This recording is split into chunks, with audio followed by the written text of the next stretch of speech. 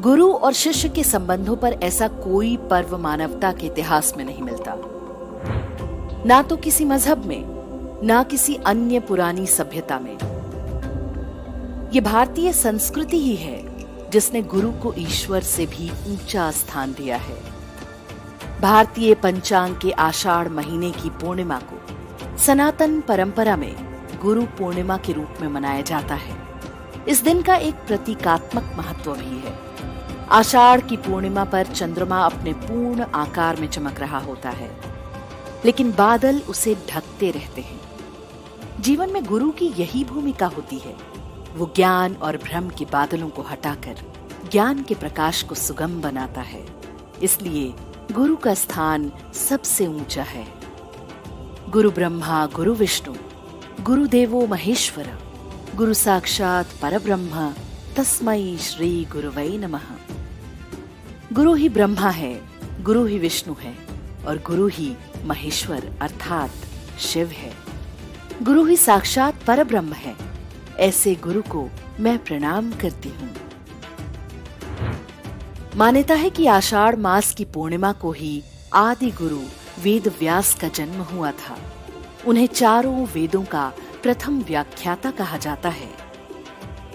उन्होंने ही वेद के पूरे ज्ञान को 4 भागों में बांटा था। साथ ही चारों वेदों के संक्षिप्त संकलन ब्रह्म सूत्र की भी रचना की थी। वेद व्यास ने ही महाभारत, 18 पुराणों और 18 उप पुराणों की भी रचना की थी। इनमें भागवत पुराण जैसा अतुलनीय ग्रंथ भी है। प्राचीन भारत में विद्यार्थी गुरुकुल में निशुल्क शिक्षा ग्रहण करते थे। तब गुरुकुलों में गुरु पूर्णिमा सबसे बड़ा पर्व हुआ करता था। इस दिन छात्र छात्राएं श्रद्धा भाव से गुरु की पूजा करते और उन्हें यथाशक्ति दक्षिणा अर्पित करते।